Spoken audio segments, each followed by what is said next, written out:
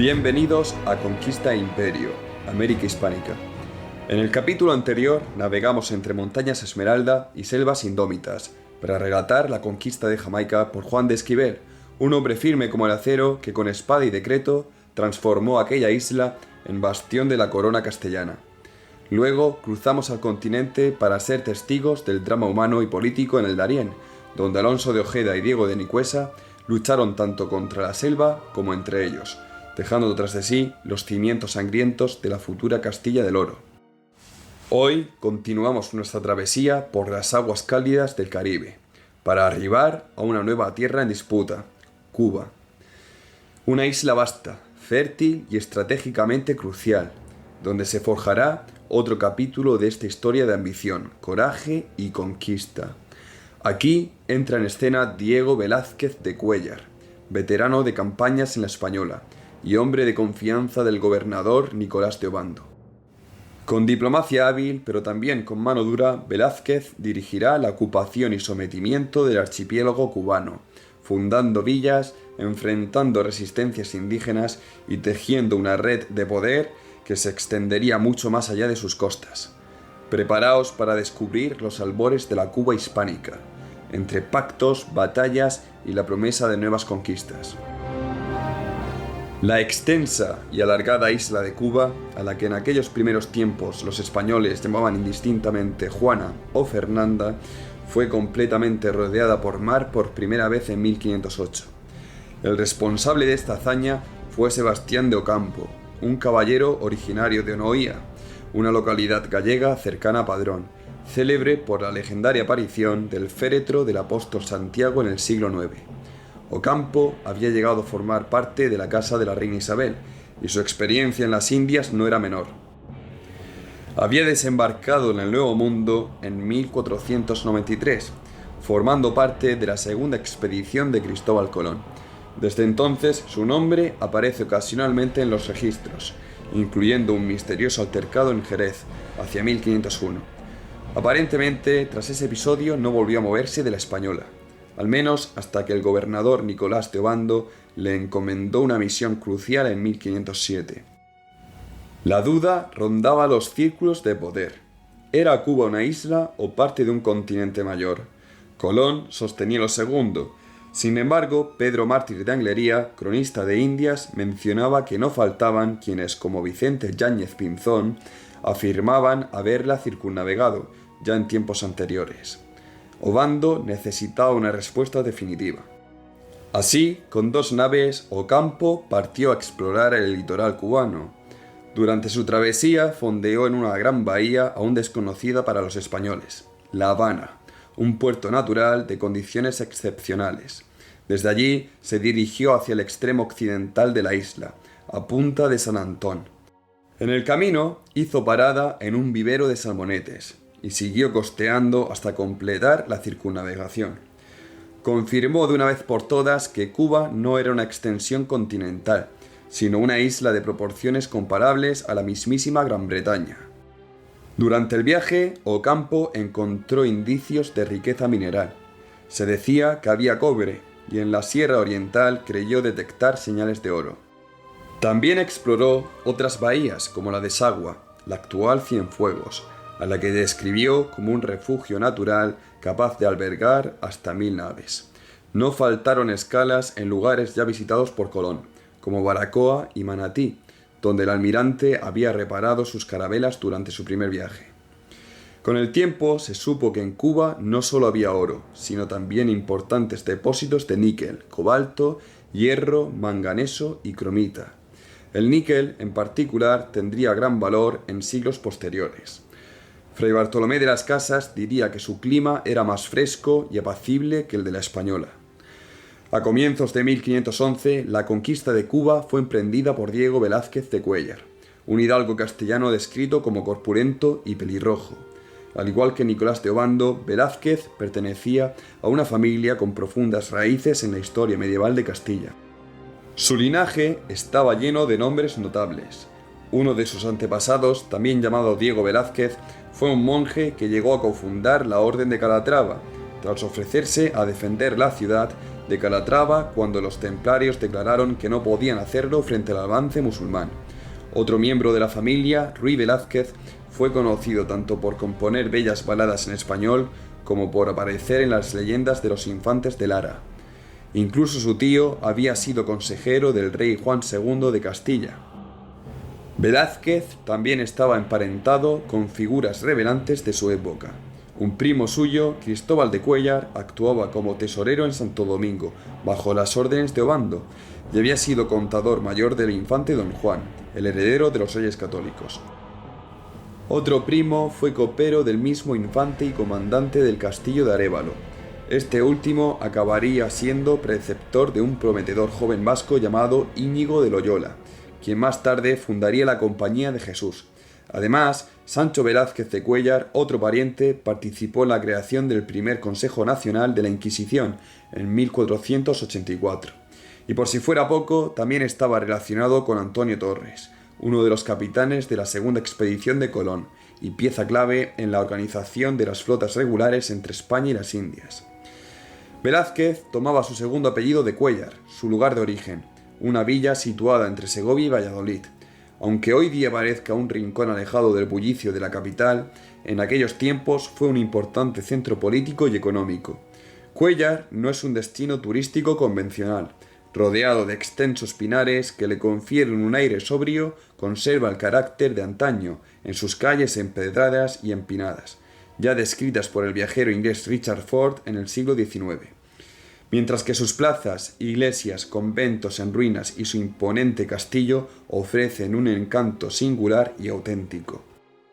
Ese castillo fue construido por Beltrán de la Cueva, duque de Alburquerque y favorito del rey Enrique IV y de la reina Juana.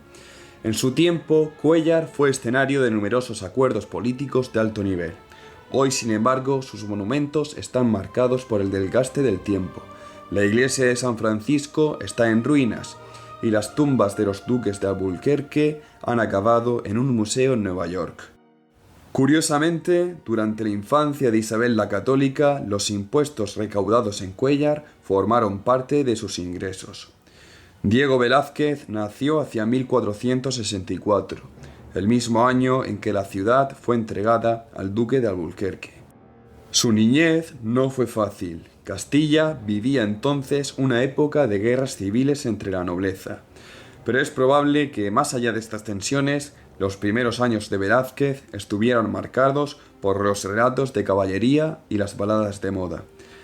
Según algunas crónicas locales, Diego Velázquez de Cuéllar luchó en la Guerra de Granada, antes de embarcarse rumbo al Nuevo Mundo. Regresó de esa campaña enfermo y pobre, aunque no por mucho tiempo. En 1493 se unió como uno de los aproximadamente 200 caballeros colonos que acompañaron a Cristóbal Colón en su segundo viaje a la Española. Nunca volvió a Europa. En Santo Domingo, Velázquez prosperó rápidamente y pronto se convirtió en una figura central en la nueva colonia. Velázquez debía ser un hombre fuerte, no solo físicamente, sino también de carácter, porque muchos de los que llegaron con él en esa expedición murieron o decidieron regresar a España, al ver que el oro no fluía tan fácilmente como habían imaginado. Velázquez, en cambio, permaneció. Supo tejer alianzas incluso con el propio Bartolomé Colón, hermano del almirante, y logró mantenerse en posiciones de poder durante los tumultuosos cambios del gobierno que vinieron después. Se convirtió en subgobernador de la parte occidental de la Española, lo que hoy sería territorio haitiano. No está del todo claro cómo ejerció ese cargo, pero el padre Bartolomé de las Casas, conocido por no tener reparos en señalar abusos, lo describía como un hombre de carácter apacible, aunque propenso a arranques de ira. Eso sí, también decía que era capaz de perdonar, y que apreciaba los sermones que él mismo predicaba. Aún así, parece que Velázquez estuvo presente durante uno de los episodios más oscuros de aquellos primeros años, la ejecución de la cacica Anacaona, un hecho que manchó la reputación de muchos de los colonos de entonces. Ya como gobernador de Cuba, Diego Velázquez era un hombre carismático. Conversar con él solía derivar en relatos llenos de color, esas historias grandilocuentes tan propias de los hidalgos aventureros de la época. Amante de los banquetes y profundamente consciente de su linaje, lo dejó reflejado con claridad en su testamento. Ese orgullo familiar lo compartió con sus numerosos parientes, que, a pesar de su situación modesta, lo acompañaron a las Indias con la esperanza de forjar también su destino en el Nuevo Mundo. Tras la pacificación de Santo Domingo, comenzó a discutirse si debía extenderse el control español a otras islas del Caribe cercanas, Puerto Rico, Jamaica y, por supuesto, Cuba. Así, mientras Ponce de León partía hacia Puerto Rico y Esquivel se dirigía a Jamaica, Diego Velázquez puso sus ojos en Cuba, especialmente después de derrotar a varios líderes taínos en la zona occidental de lo que hoy es Haití. Uno de esos caciques vencidos, Atuey, había logrado escapar y cruzar las 60 millas del estrecho de Barlovento, hasta refugiarse en la gran isla de Cuba. Velázquez no estaba solo en su interés, lo apoyaba Miguel de Pasamonte, el poderoso tesorero real de Santo Domingo. Además, el propio rey veía a Atuey como un traidor, porque durante un tiempo se creyó que había estado de parte de los españoles. Cuba, sin embargo, no era una isla cualquiera, era enorme. Incorporarla al dominio castellano significaba añadir un territorio considerable al ya creciente imperio ultramarino. Podría pensarse que una decisión así se habría debatido con calma en el Consejo de Castilla, pero no hay evidencia de que eso ocurriera. En realidad, la expansión del imperio español en América funcionaba muchas veces como un cultivo que crecía por iniciativa local, más que por una estrategia centralizada. Así, Diego Colón, hijo de Cristóbal Colón y entonces gobernador de las Indias, presentó su plan de conquista al rey Fernando, que acabó aprobándolo. Eso sí, el rey rechazó una propuesta inicial, que Bartolomé Colón, tío de Diego, liderara la expedición. En 1509, Diego Colón otorgó oficialmente a Velázquez la autoridad para conquistar Cuba. No se conservan las instrucciones que le dio, pero todo indica que Velázquez, probablemente con el apoyo de Pasamonte, tenía una vía directa de comunicación con la corona. De hecho, Fernando el Católico parecía considerarlo un líder militar autónomo, y en varias ocasiones Velázquez escribió directamente al rey, sin pasar por Diego Colón. Para poner en marcha la expedición, Velázquez organizó desde Salvatierra de la Sabana, en la actual bahía haitiana de Les Cayes, una pequeña flota de 3 o 4 barcos, y reunió unos 300 hombres. Lo curioso es que él mismo financió todo. Entre sus colaboradores clave estaba su secretario, un joven extremeño de 30 años, llamado Hernán Cortés. Cortés había trabajado como escribano y tenía una plantación en Azúa, una localidad fundada por Obando. Igual que Obando había confiado en Velázquez a pesar de ser castellano, Velázquez ahora daba su confianza a Cortés, aun siendo extremeño. Tal vez, con la retirada de Obando del poder, Cortés sintió que su futuro en la Española estaba limitado y que era el momento de embarcarse en algo más grande. Otro personaje notable que se unió a la expedición fue Bartolomé de las Casas. Aunque había sido ordenado sacerdote en 1508, el primero en ser ordenado en América, por entonces parecía más interesado en la conquista que en evangelizar. También se embarcaron 4 frailes franciscanos y un joven llamado Juan González Ponce de León, hijo del conquistador de Puerto Rico, que actuaba como intérprete. Velázquez no tardó en establecerse en el extremo oriental de Cuba, en la región de Baracoa. Allí fundó la primera capital de la isla, que llamó Asunción de Baracoa. Como era de esperar, los habitantes del lugar ofrecieron resistencia, pero sus rudimentarios arcos y flechas poco frente podían hacer al armamento de los españoles. Velázquez logró capturar pronto al célebre Atuey, el cacique que había huido de Santo Domingo, tras enfrentarse a los españoles allí. Lo que ocurrió después se convirtió en una de las leyendas más emblemáticas de la historia cubana. Por norma, todo jefe enemigo capturado debía ser ejecutado, y nadie se cuestionaba esa práctica. Un franciscano se acercó a Atuey en sus últimos momentos para ofrecerle una muerte y un entierro cristianos, siempre que aceptara convertirse al cristianismo. Atuey escuchó con atención, pero al final respondió que si el cristianismo implicaba tener que pasar la eternidad rodeado de los españoles, prefería no bautizarse. Debido a esto, según los relatos, fue condenado a morir en la hoguera como pagano. La conquista de Cuba comenzó con entusiasmo. A pesar de su tamaño, mucho mayor que la española, la isla estaba menos poblada, lo que facilitaba el avance español. Aunque existían formas de organización política entre los indígenas cubanos no eran guerreros natos. Estaban acostumbrados a defenderse solo ocasionalmente de ataques caribes, que además eran menos frecuentes que en otras islas. Los taínos habían llegado más tarde a Cuba, y para complicarlo más, la tierra no era tan fértil como en otras zonas para los cultivos que ellos practicaban. Como en el resto del continente, la desventaja militar era abrumadora. Los indígenas luchaban con piedras, hondas y flechas, pero los españoles contaban con arcabuces, artillería rudimentaria, caballos, perros entrenados para la guerra y sobre todo espadas de acero. Incluso hoy en día, al ver esas espadas en un museo militar, es fácil imaginar el terror que debían provocar en aquel entonces. Resulta curioso imaginar a esos caballeros de Castilla, en particular a los de Cuéllar, cabalgando por la exuberante isla caribeña, tan distinta a su tierra natal. Poco después, Velázquez recibió refuerzos en la figura de Pánfilo de Narváez, un corpulento y rubio soldado, que había sido lugarteniente de Esquivel en Jamaica. Es probable que se conocieran desde jóvenes, ya que Narváez era oriundo de Navalmanzano, una localidad cercana a Cuéllar. Mientras Obando lo describía como un buen hombre y un excelente soldado, Bartolomé de las Casas opinaba todo lo contrario. Narváez desembarcó con un grupo de 30 arqueros bien equipados en la zona de Huacanaibo y pronto se unió a Velázquez, que marchaba hacia el oeste desde Baracoa, con un centenar de infantes y una veintena de jinetes. Juntos avanzaron por lo que hoy es la provincia de Oriente, en dirección a Bayamo. Narváez, que iba en la vanguardia, avisó de que los nativos parecían estar organizando una defensa. Velázquez respondió enviando un refuerzo de 50 soldados, 10 de ellos montados a caballo. Le ordenó a Narváez que informara a los indígenas de que su presencia no era hostil, que venían a visitarlos. Explicarles que ahora debían obediencia al rey de España y que su intención era convertirlos al cristianismo, no hacerles daño.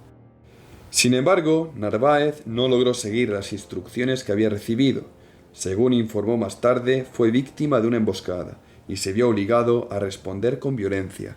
Acabó matando a un centenar de taínos y tomó el control de Bayamo en nombre de la corona. Persiguió a los indígenas que huían hacia el oeste, hacia la región de Camagüey, y durante esa persecución mató a un cacique llamado Caguas. A diferencia de los habitantes de Bayamo, que se rindieron y ofrecieron a los españoles collares de hueso en señal de sometimiento, los pueblos de Camagüey no recibieron con agrado a los conquistadores. Narváez regresó a Bayamo, pero Velázquez ya se había marchado a Baracoa, dejando en su lugar a su joven sobrino, Juan de Grijalva, otro natural de Cuéllar, con Bartolomé de las Casas como capellán. La expedición continuó su avance hacia el oeste, esta vez con varios cientos de soldados y un grupo de criados indígenas, curiosos y cooperativos. En Camagüey encontraron rastros de oro, lo que reavivó el entusiasmo por la conquista. Al pasar por el poblado de Cueiva, vivieron un episodio insólito y esperanzador. Algunos nativos adoraban una imagen de la Virgen María, que al parecer había sido dejada allí por unos náufragos españoles. Cuando Las Casas intentó intercambiar la imagen por otra, los indígenas se negaron. La devoción que le profesaban era profunda. La estrategia que seguían los españoles en cada asentamiento consistía en que Las Casas tratara de convencer a los jefes nativos de ceder la mitad del territorio a los recién llegados, permitiéndoles convivir juntos. A cambio, se solicitaban provisiones, carne, pescado y pan, para alimentar a los españoles. Para evitar malentendidos, se enviaba por adelantado a un intérprete para explicar sus intenciones. Sin embargo, en el gran poblado de Caonao, cerca del actual Camagüey, el plan fracasó de manera trágica. Según de Las Casas, los habitantes respondieron inicialmente con hospitalidad, prepararon grandes cantidades de cazabe y pescado para los españoles, y unos 2000 nativos se congregaron para observar, fascinados, a los recién llegados, especialmente a sus caballos, que resultaban asombrosos. Al mismo tiempo, unos 500 indígenas se refugiaron dentro de una gran vivienda comunal en una de las plazas. Aunque los jefes nativos ofrecieron aún más alimentos para disuadir a los españoles de entrar en la vivienda, la tensión crecía. Mientras los capitanes deliberaban, un soldado español, cuyo nombre Las Casas no menciona, tuvo un arrebato de violencia y comenzó a atacar a los nativos. La locura se contagió y los oficiales de Narváez irrumpieron en la gran casa, iniciando una masacre. Las Casas logró salvar a unos 40 indígenas que estaban en la plaza, pero sus compañeros se dispersaron y continuaron la matanza en otros lugares. Durante toda esta carnicería, según de Las Casas, Narváez permaneció inmóvil sobre su caballo, como si estuviera hecho de piedra. Al ver a Las Casas le preguntó: «¿Qué le parece a vuestra merced lo que han hecho nuestros españoles?». A lo que el sacerdote, enfurecido, respondió: «Que os ofrezco a vos y a ellos al diablo». Años después, todavía marcado por la brutalidad de aquel día, Las Casas escribió con amargura: «No recuerdo con cuánto derramamiento de sangre se marcó ese camino». Después de la matanza, los españoles no enfrentaron más resistencia. Los nativos huyeron hacia las islas cercanas, cruzando las aguas para escapar de la violencia, aunque más adelante comenzaron a regresar a sus antiguos hogares. Bartolomé de Las Casas describió con emoción ese retorno en términos que reflejan tanto alegría como tristeza. Hombres y mujeres, como unos corderos, con sus carguillas de sus cosillas y pobreza a cuestas. Verlos, por una parte, causaban gozo, por venir a poblar sus casas, que era la que entonces se deseaba, y por otra lástima y compasión grande, considerando su mansedumbre, humildad, su pobreza, su trabajo, su escándalo, su destierro, su cansancio, que tan sin razón alguna se les había causado, dejado ya aparte como olvidado el estrago y mortandad que en sus padres y hijos, hermanos y parientes y vecinos tan cruelmente se había perpetrado. Respecto a este hecho, me gustaría matizar algo al respecto. La matanza de Caonao, ocurrida en 1513 en la región oriental de Cuba, es uno de los episodios más discutidos de la conquista de la isla.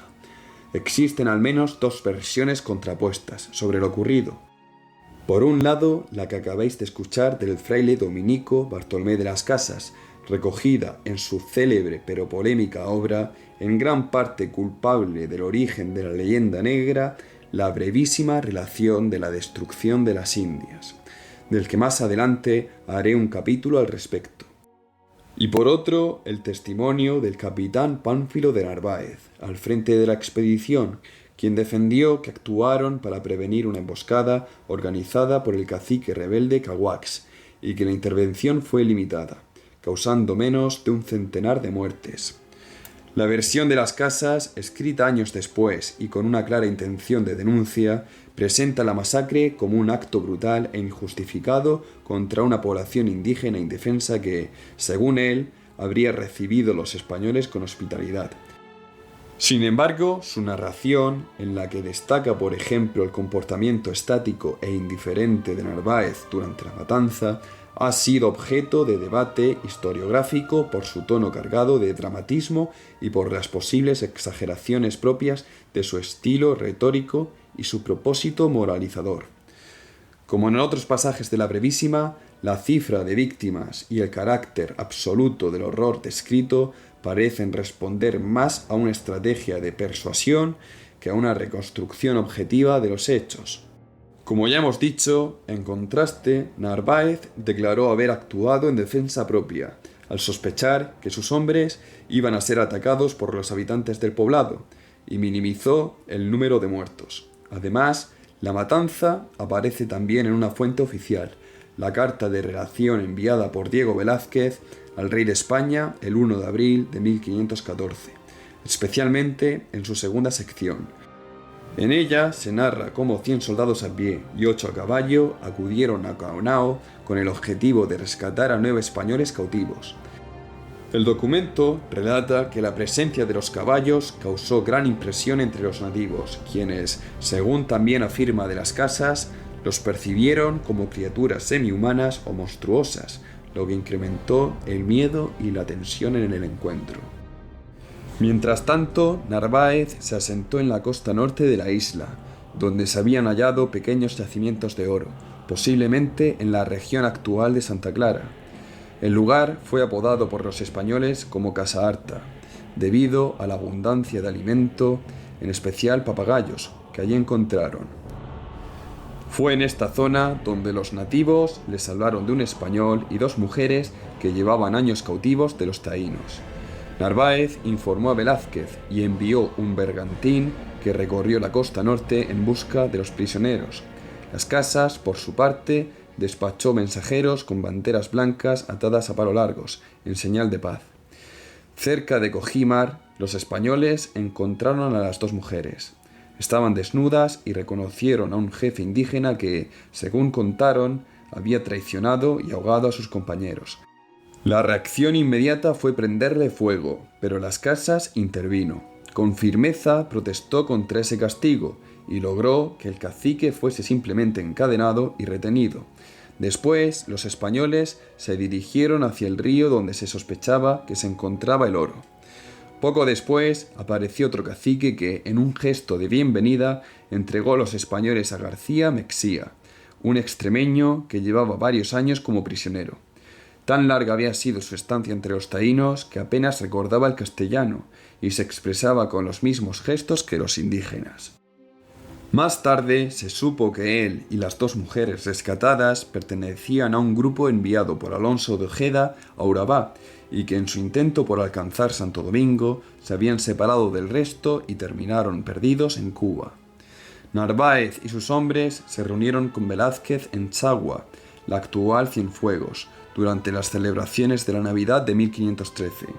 Velázquez, ya sentado como autoridad en la isla, le encomendó entonces regresar a La Habana con 60 hombres, desde donde partiría hacia el extremo occidental de Cuba, rumbo a lo que hoy conocemos como Pinar del Río.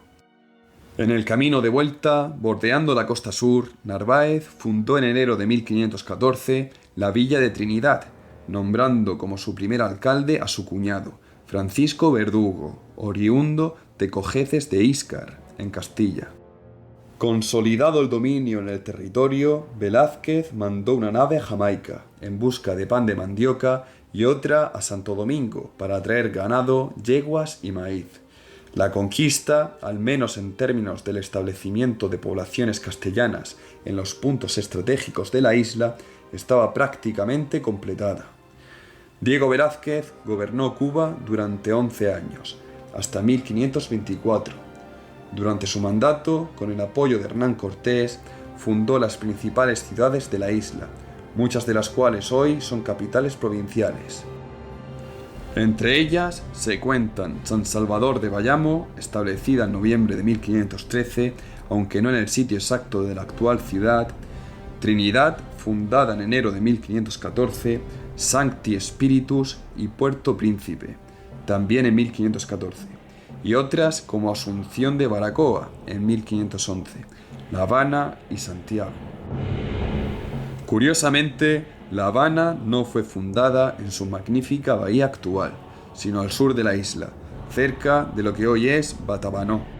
Años después, el asentamiento sería trasladado, conservando su nombre original, al sitio que antes se conocía como Carenas. La decisión de moverla probablemente respondió al deseo de facilitar la escala de las naves que regresaban de Nueva España, cruzando las Bahamas.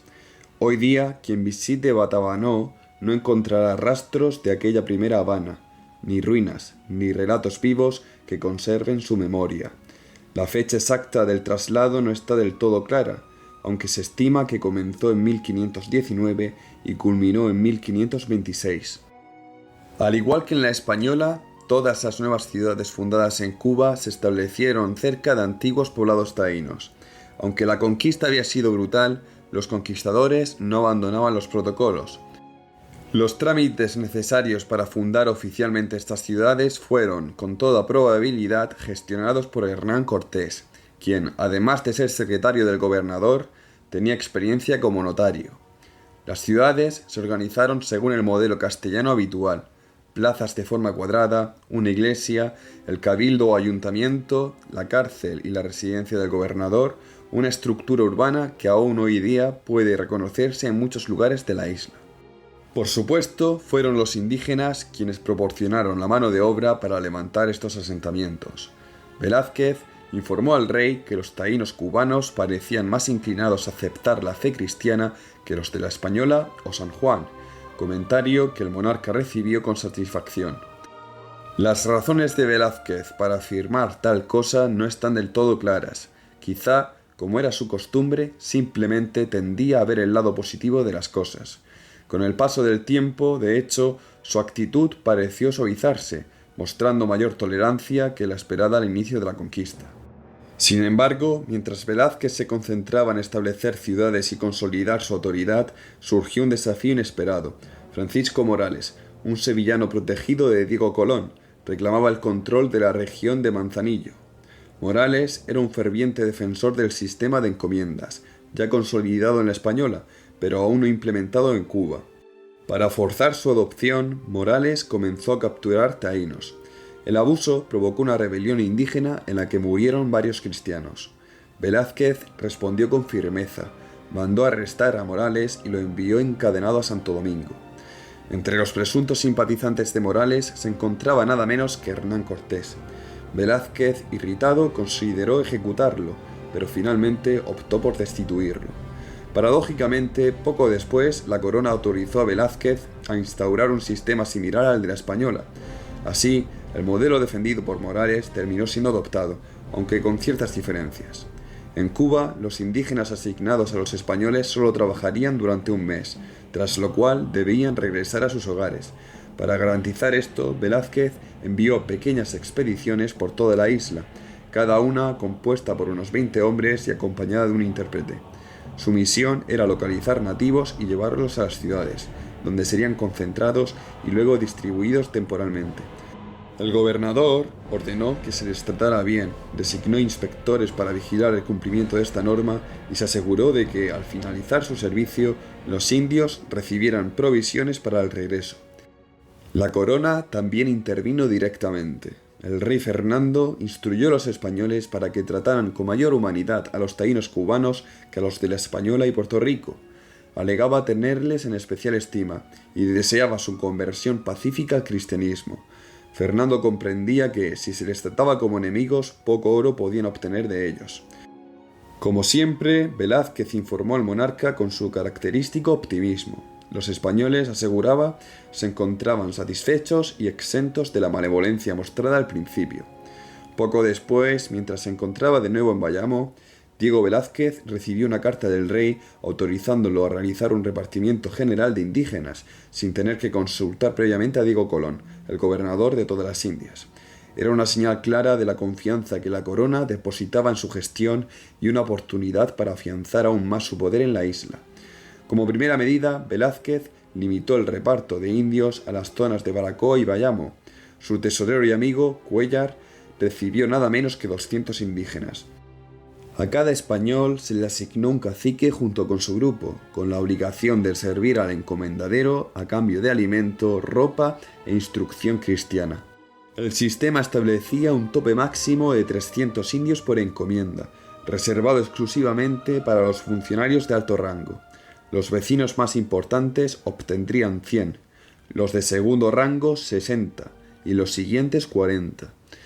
Entre los beneficiarios también se encontraban algunos ausentes influyentes, como el secretario real Conchillos y el propio Diego Colón, quienes obtuvieron encomiendas considerables sin siquiera residir en la isla. En general, los encomenderos eran considerados vecinos, lo que no solo les daba el derecho sobre la mano de obra, sino también sobre las tierras donde vivían los indígenas asignados. Además de los indios repartidos en encomiendas y los llamados naborías, sirvientes obligados, existía también un tercer grupo, los esclavos indígenas, Estos eran capturados en combate o traídos de otras regiones. Al igual que en la española, la población taína de Cuba comenzó a disminuir drásticamente, víctima de las enfermedades, el trabajo forzado y los abusos. Para suplir la escasez de mano de obra, comenzaron a llegar esclavos negros desde África, aunque en un primer momento predominaban los indígenas capturados en otras islas del Caribe, a menudo las llamadas islas inútiles, como las Bahamas, o desde territorios continentales como Darién o Panamá. Pese a las dificultades, Velázquez impulsó con decisión el desarrollo agrícola. A diferencia de otros gobernadores, no dudó en promover el cultivo de productos autóctonos como el cazabe, el maíz, el boniato, la malanga e incluso el arroz. Además, introdujo ovejas, cerdos y ganado vacuno, que se multiplicaron con rapidez. En un informe al rey, Velázquez se jactó de que la piedra que había hecho traer a la isla se había convertido, en apenas 3 años, en una cabaña de 30.000 cabezas. También fomentó la cría de caballos, esenciales para los soldados y símbolo de poder en el Nuevo Mundo. Este auge ganadero pareció, al menos en parte, compensar la dramática caída de la población indígena. En el ámbito de los metales preciosos, los españoles también obtuvieron cierto éxito. El secretario de Velázquez, Hernán Cortés, junto con su amigo Francisco Dávila, logró hacer una pequeña fortuna en las inmediaciones de Baracoa durante los primeros años de la conquista. Se descubrió oro también en la actual Cienfuegos, en el valle del río Arimao, lo cual atrajo a muchos colonos descontentos que emigraron desde la Española con la esperanza de encontrar fortuna en Cuba. Finalmente, poco antes de abril de 1515, Diego Velázquez decidió trasladar la capital de la isla desde Baracoa a un nuevo enclave situado junto a una excelente bahía en la costa sur, Santiago de Cuba. Él mismo, junto con Hernán Cortés, ya lo había bautizado así tiempo atrás. Aunque en un principio consideró establecer su cuartel general en el centro de la isla, quizá en la bahía de Sagua, cerca de Trinidad, finalmente optó por Santiago y mandó construir allí una residencia provisional de madera.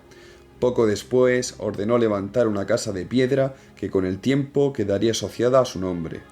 Fue el inicio de un asentamiento más sólido y permanente. Se empezaron a construir más casas de piedra y muchos colonos, sobre todo los casados, enviaron por sus esposas que aún permanecían en España. El rey mismo declaró que deseaba que Santiago se convirtiera en el asentamiento definitivo. Velázquez mandó también edificar un almacén donde guardar el quinto real, es decir, la parte correspondiente al rey de todo lo que se obtenía en la isla. En Santiago, el gobernador organizó lo que podría considerarse una pequeña corte colonial, compuesta en su mayoría por conquistadores que eran paisanos o incluso familiares suyos. Entre ellos había otros 3 Velázquez. En ese círculo cercano también se encontraba Hernán Cortés, quien, tras ser perdonado por su anterior comportamiento, fue nombrado alcalde ordinario de la ciudad. Aunque de carácter afable, Cortés era considerado por muchos como un hombre hipócrita y de espíritu independiente. Sus enemigos en Cuba lo apodaban Cortesito, y durante las tertulias nocturnas en casa del gobernador solía intervenir con mucha prudencia. Casi todas las noches, Velázquez y sus allegados se reunían para conversar, fumar tabaco, la nueva planta americana que compraban a los indios, y comentar los asuntos del día. Aquella planta pronto llegaría también a España, donde sería popular, y los nombres de cigarro y cigarrillo pasarían a estar asociados a ella, quizás por haberse fumado en los cigarrales de las afueras de Toledo, donde el canto de la cigarra acompañaba las veladas estivales. Los colonos, incluido el propio Velázquez, comenzaron a adaptarse al trópico. Alimentos como la tortuga, el pan de mandioca, la iguana y la cotorra, que en Santo Domingo les habían resultado poco atractivos, empezaron a formar parte habitual de su dieta. Sin embargo, a pesar de haber fundado cerca de una decena de haciendas entre Baracoa y La Habana, muchas de ellas en sociedad con otros colonos y administradas por capataces que recibían un porcentaje de los beneficios, Velázquez empezó a perder el interés por lo que ocurría fuera de Santiago. Las haciendas estaban dedicadas principalmente a la cría de ganado porcino, tortugas y algunas aves. Como ya había ocurrido en la Española, en Cuba también se empezó a notar un acusado descenso de la población indígena. Bartolomé de las Casas, que ya había regresado a España, fue uno de los pocos que señaló la gravedad del problema. pero en la isla nadie parecía tener una solución real, más allá de la importación de esclavos africanos para suplir la falta de mano de obra. Es probable que este tema tan sensible se discutiera en más de una ocasión durante las tertulias en Santiago. A pesar de que 4 frailes dominicos enviados desde Santo Domingo por Fray Pedro de Córdoba predicaran con vehemencia contra la injusticia hacia los nativos, su influencia fue escasa. La falta de trabajadores se convirtió en una obsesión para los españoles. La situación llegó a tal punto que cualquier indio que intentara huir a la selva era perseguido sin piedad por los perros, pues un esclavo en esa época era considerado casi tan valioso como un colono. Entre los temas que probablemente surgían durante las tertulias nocturnas en Santiago de Cuba, uno de los más intrigantes era qué había más allá del oeste y del noroeste de la isla. Desde que Juan Ponce de León, conquistador de Puerto Rico, descubriera una tierra a la que llamó la Pascua Florida, la imaginación de los españoles se había encendido. Antes de él, exploradores como Vicente Yáñez Pinzón y Díaz de Solís también habían recalado en tierras que se intuían prometedoras. Era, sin duda alguna, la región del Yucatán. Incluso el propio Cristóbal Colón, en su cuarto viaje en 1504, había encontrado mercaderes mayas de gran refinamiento navegando frente a las costas del continente, aunque nadie entonces supo identificar con certeza su lugar de origen. En 1514, Velázquez redactó lo que se considera su primer informe completo dirigido al rey. En él mencionaba una información que le habían proporcionado algunos indios amigos. Hablaban de otras islas más allá de Cuba, situadas hacia el norte, a las que se podía llegar tras 5 o 6 días de navegación en canoa. Afirmaban también que desde allí venían otros grupos de nativos. Aunque se trataba de un dato de enorme relevancia, el informe no recibió gran atención en la península. Hoy sugiere la posibilidad de un contacto entre la isla y el continente americano, una hipótesis que ha sido cuestionada por muchos arqueólogos, pero que, de ser cierta, modificaría la visión tradicional sobre los vínculos precolombinos en la región. Velázquez y sus hombres no sabían que esas señales apuntaban a la existencia de las avanzadas civilizaciones mesoamericanas. Sin embargo, intuían que nuevas exploraciones podían ofrecer grandes oportunidades, al menos en forma de más esclavos que suplieran la creciente escasez de mano de obra en el Caribe. No podían imaginar entonces que más allá de aquellas tierras se hallaban los fabulosos imperios de México y Perú, con sus riquezas y culturas milenarias.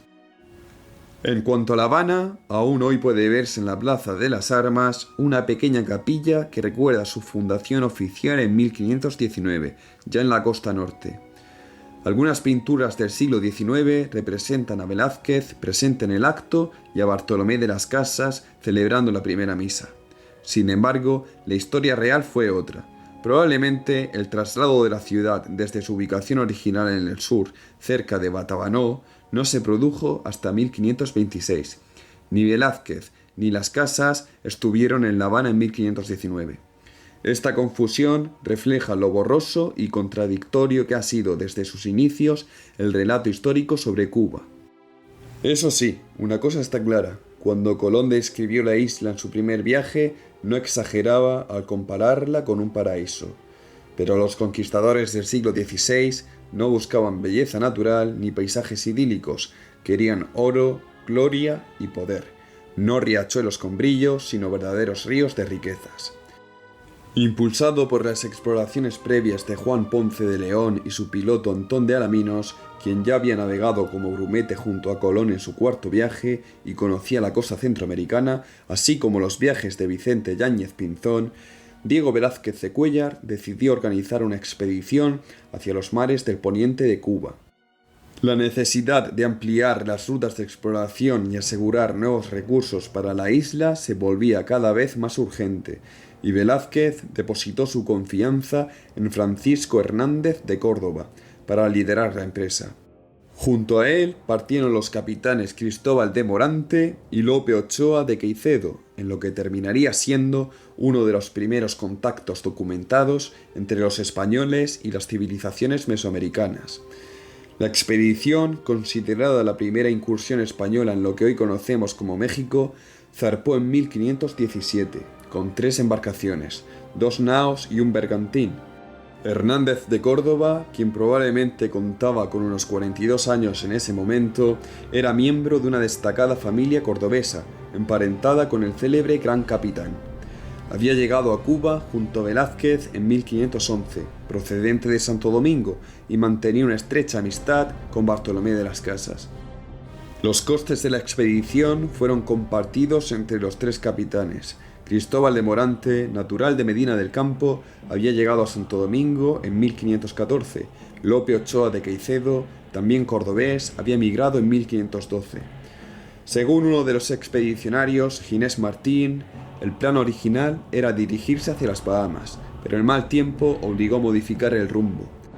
El piloto Antón de Alaminos sugirió entonces cambiar el trayecto hacia el suroeste, en dirección al Yucatán. Al parecer, el propio Hernández de Córdoba confesó a Alaminos que su verdadera intención era descubrir nuevas tierras, lo cual añade otra capa de motivaciones a la travesía. La flota zarpó del puerto de Jaruco el 8 de febrero de 1517, haciendo escala en La Habana antes de rodear la isla. Desde allí se adentraron en el canal que hoy conocemos como de Yucatán, y tras varias semanas de navegación llegaron a tierra firme el 1 de marzo. El lugar exacto del desembarco ha sido motivo de debate. Algunos sostienen que fue Isla Mujeres, mientras que Bernal Díaz del Castillo, soldado y cronista de la conquista de México, testigo presencial de la expedición, asegura que arribaron a Cabo Catoche. Allí, los españoles avistaron una gran ciudad a la que Díaz del Castillo, deslumbrado por su tamaño y arquitectura, llamó el Gran Cairo. Según una de las versiones más difundidas, la expedición de Hernández de Córdoba desembarcó primero en la actual Isla Mujeres, frente a lo que hoy es Cancún. Desde allí, los barcos españoles comenzaron a bordear la costa hacia el oeste. El primer contacto de la expedición de Hernández de Córdoba con los pueblos nativos de la península fue un lugar que más tarde los propios españoles identificarían como la ciudad de Ecap. La población local se acercó amistosamente en canoas para recibirlos con curiosidad, ofreciéndoles comida y guía, invitándolos a tierra firme mediante la expresión Conex Cotoch, que significa «venid a nuestras casas». De ahí surgió el nombre que los españoles dieron al lugar, Punta Catoche. Esta referencia toponímica sería la primera registrada sobre el territorio peninsular que comenzaban a explorar. Los mayas, movidos por el interés y quizás también por el protocolo diplomático, inspeccionaron las naves, mientras hacían señas para que los extranjeros desembarcaran. Los españoles, cautelosos, decidieron hacerlo en sus bateles, pero tan pronto como tocaron tierra, fueron emboscados. Tras un breve enfrentamiento con algunas bajas, lograron replegarse a las embarcaciones, llevándose consigo a 2 indígenas que serían bautizados con los nombres cristianos de Julianillo y Melchorejo. Estos jóvenes, según relató más tarde el cronista Fray Diego López de Cogolludo, se convertirían en los primeros intérpretes del idioma maya al castellano. Retomado el curso de la expedición, navegaron hacia el poniente y luego hacia el sur, bordeando la península. El 22 de marzo de 1517, día de San Lázaro, llegaron a un asentamiento maya que sería conocido como Campeche. Allí se aprovisionaron de agua y sostuvieron un tenso pero pacífico contacto con el cacique local. Cuando los españoles indicaron que venían en son de paz, el líder maya les preguntó si procedían de donde nace el sol, empleando el término castilán, lo que sorprendió enormemente a los recién llegados. Tras una ceremonia en la que se quemó copal, se les indicó mediante señas que debían marcharse antes de que se extinguiera el fuego. La llegada de más guerreros reforzó la decisión de los españoles de no correr riesgos. Partieron sin combatir. Siguiendo los protocolos de la época, Hernández de Córdoba, con el notario Miguel de Morales a su lado, proclamó la posesión de esas tierras en nombre de la reina Juana y de su hijo, el rey Carlos. No obstante, la travesía no tardó en volverse a agravar. Una tormenta los obligó a desembarcar nuevamente, esta vez en la región de Chacán Putum, actual Champotón, donde se libraría la batalla más sangrienta de toda la expedición. Allí, las fuerzas mayas, organizadas y combativas, emboscaron al contingente español, infligiendo una dura derrota a los europeos.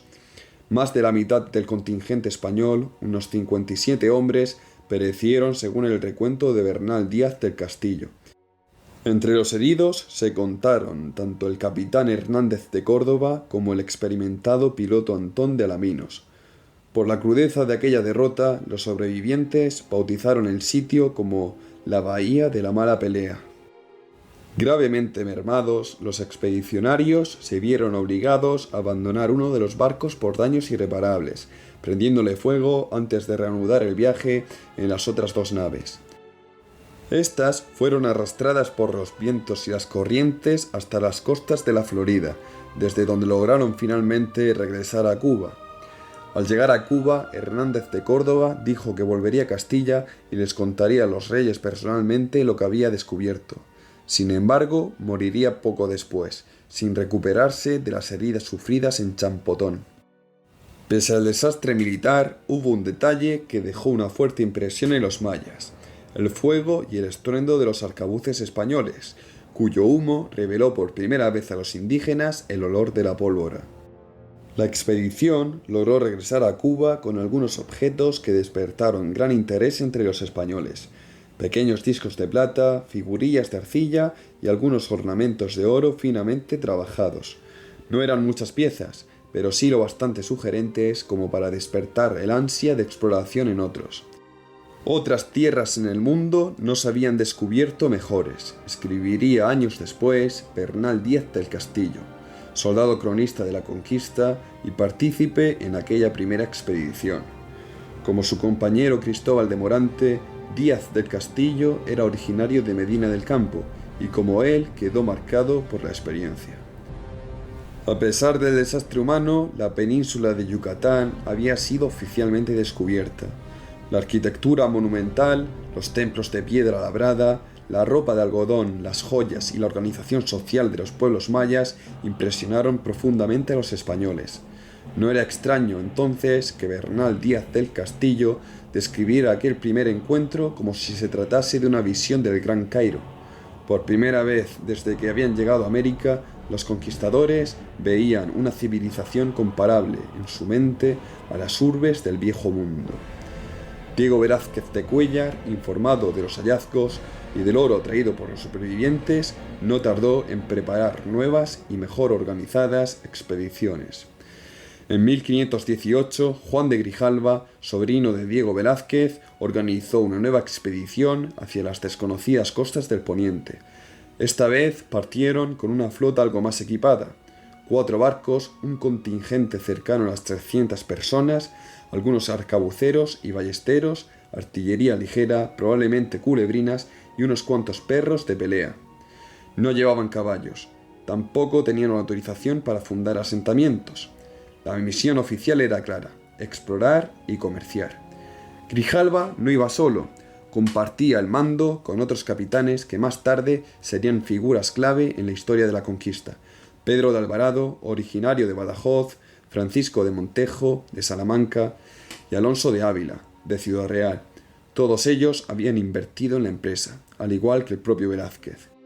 Como piloto mayor, volvía a participar Antón de Alaminos, un veterano del mar que ya conocía las aguas del Caribe, y entre los expedicionarios también iba un fraile sevillano, Fray Juan Díaz, quien más tarde escribiría una breve crónica del viaje. Zarparon en enero, y tras semanas de navegación llegaron a una isla que los indígenas llamaban Cozumel. Los españoles la bautizaron como Santa Cruz, pues habían arribado en esa fecha del calendario religioso. Al pisar tierra se encontraron con algo inesperado: casas bien construidas con marcos de piedra, tejados de pizarra, templos elevados, escaleras anchas y estatuas decorativas. En el aire flotaba el aroma del copal, ese incienso que usaban en sus ceremonias. Para quienes venían de las islas del Caribe, donde las aldeas eran más simples, aquella isla parecía otra cosa. Grijalva decidió continuar bordeando la costa, siguiendo la misma ruta que había abierto un año antes Hernández de Córdoba. Navegó hacia el norte y luego al oeste, hasta llegar a una zona cercana a lo que hoy es Campeche. Allí fueron recibidos por un jefe maya, al que llamaron Lázaro. Su mensaje fue directo: no los querían allí. Tal vez era el mismo líder que había tenido contacto con los españoles en la expedición anterior. Hubo un breve enfrentamiento. El estruendo de los cañones causó confusión entre los defensores y terminaron por retirarse. Grijalva, que en medio del combate perdió 2 dientes, no los siguió. Prefirió seguir navegando por la costa, observando de lejos aquellos territorios que, para ellos, apenas comenzaban a revelarse. Algunos creían que por esa zona ya habían pasado años antes navegantes como Díaz de Solís o Vicente Yáñez Pinzón, aunque nunca quedó del todo claro. Lo cierto es que esta expedición de Grijalva marcaría un paso más en el lento reconocimiento de un continente que, hasta entonces, los españoles apenas comenzaban a comprender. Después de recorrer buena parte de la costa, Grijalva continuó su travesía hacia territorios donde ningún europeo había llegado antes. El 8 de junio de 1518 alcanzó las costas de lo que más tarde se conocería como la provincia de Tabasco. Al pasar por un puerto que con el tiempo recibiría el nombre de El Deseado, su atención se desvió hacia un amplio río, el que hoy día lleva su propio apellido, el Grijalva, que atraviesa la actual ciudad de Villahermosa. Fue allí donde se encontraron con una canoa de pescadores locales. Lo que les llamó la atención no fue solo la embarcación, sino los anzuelos que, según creyeron los españoles, estaban hechos de oro. Capturaron a uno de los hombres y, para sorpresa de todos, el jefe local ofreció pagar el peso de ese hombre en oro, con tal de recuperarlo. Sin embargo, Grijalva, y esto en contra del parecer de algunos de sus compañeros, rechazó la oferta. Tal vez por prudencia, o tal vez por simple sentido común. Lo cierto es que, movido más por la curiosidad que por la codicia, decidió internarse en el río. Poco después desembarcó en Potonchán, una ciudad maya de notable importancia, capital del señorío gobernado por el cacique Tascoop. El encuentro fue inusualmente pacífico. Grijalva saludó al líder local con respeto y le obsequió su jubón de terciopelo verde, un gesto que recordaba las prácticas diplomáticas de la Europa renacentista. Esta vez, a diferencia del tenso episodio vivido en Champotón, los contactos fueron cordiales, aunque breves. La expedición siguió su ruta y llegó hasta la isla de los Sacrificios, en las cercanías de lo que hoy es Veracruz. Allí, los españoles se toparon con señales inquietantes, restos de sacrificios humanos recientes. Si bien en Yucatán ya habían encontrado indicios de estas prácticas, aquí la evidencia era más cruda. Cuerpos decapitados, huesos e incluso huellas de canibalismo. No había duda, estaban ante una civilización con rituales muy distintos a los que conocían. Sin embargo, también hubo momentos de intercambio. Un cacique local, probablemente un totonaca, les entregó una vasija de oro, joyas y varias piezas trabajadas con esmero. Otro líder indígena, al que los españoles apodaron Obando, les ofreció regalos aún más elaborados: una estatuilla de oro, un abanico y una máscara adornada con piedras preciosas. En una cena ceremonial, el cacique incluso le ofreció a Grijalva una joven esclava vestida con ropas finas, lo que sorprendió a más de uno. En San Juan de Ulúa, no muy lejos del lugar donde más tarde se fundaría Veracruz, oyeron por primera vez noticias sobre un gran imperio tierra adentro, en las montañas, el imperio de Moctezuma. Aquella historia de una civilización poderosa, gobernada por un rey que parecía sacado de una leyenda, encendió la imaginación de todos. No era China, claro, pero para los oídos europeos no parecía muy distinto. Algunos, como Martín Millán de Gamboa, querían quedarse y fundar un asentamiento, pero Grijalva, fiel a las instrucciones que había recibido de su tío, se negó. No tenía autoridad para establecer asentamientos.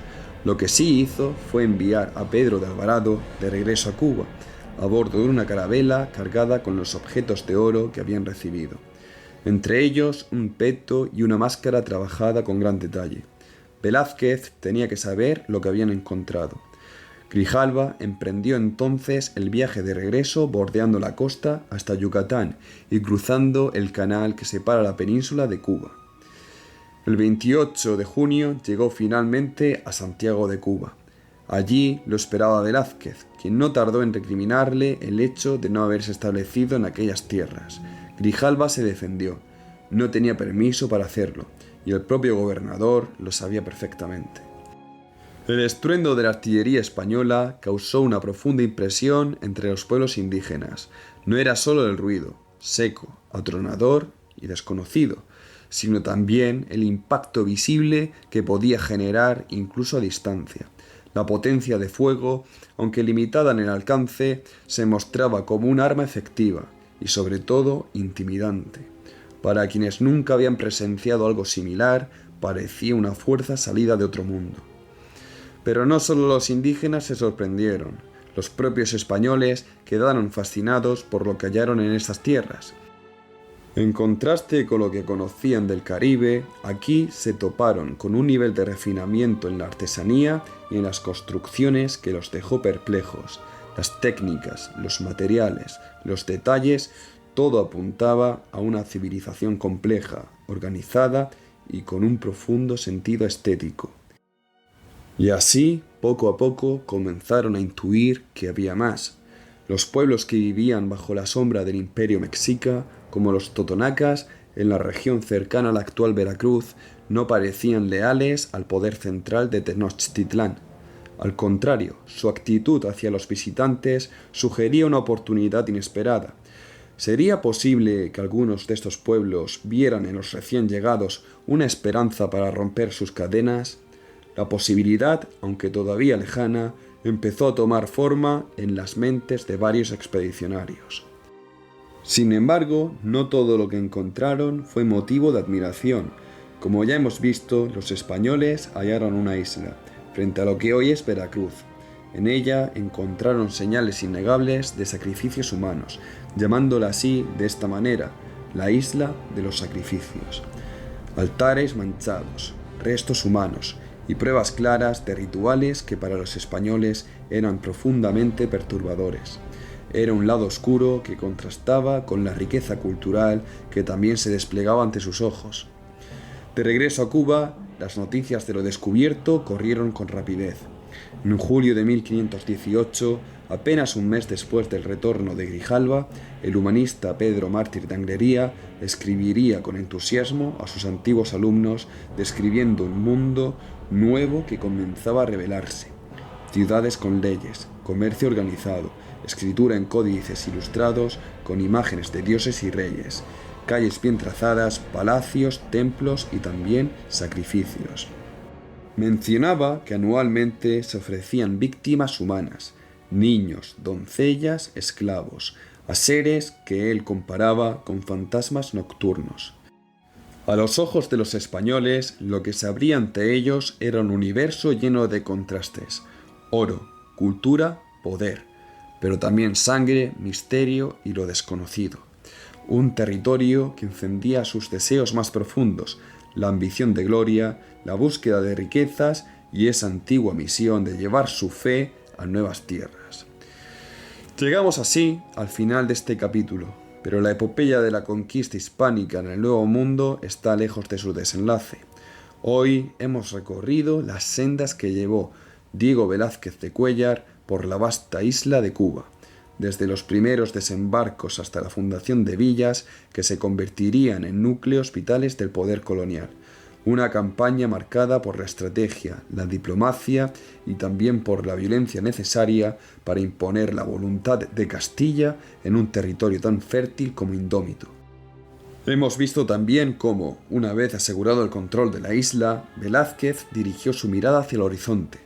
Impulsado por el afán de expansión y la promesa de nuevas riquezas, envió varias expediciones para explorar lo que se hallaba más allá de las costas cubanas. Aquellos viajes les llevarían a toparse con nuevas tierras, con culturas desconocidas y con un nombre que pronto resonará en la historia: Yucatán. Pero la expedición más célebre de todas, la que cambiaría para siempre el curso de la conquista y llevaría al choque frontal con uno de los grandes imperios del continente, aún está por narrarse. Dejaremos para más adelante la historia de ese capitán ambicioso y carismático llamado Hernán Cortés. En el próximo episodio volveremos la mirada al Darién, donde el destino de Vasco Núñez de Balboa está a punto de alcanzar su momento más trascendental. Hablaremos de cómo este hidalgo audaz, con más coraje que recursos, logró asentarse en aquellas tierras inhóspitas, y de cómo, guiado por rumores indígenas y una voluntad de hierro, emprendió una marcha épica a través de la selva que lo llevaría al descubrimiento del Mar del Sur, el Océano Pacífico. Una travesía que abrirá nuevas rutas, nuevas ambiciones y nuevas luchas por el dominio del mundo. Gracias por escucharme y os espero en el próximo episodio.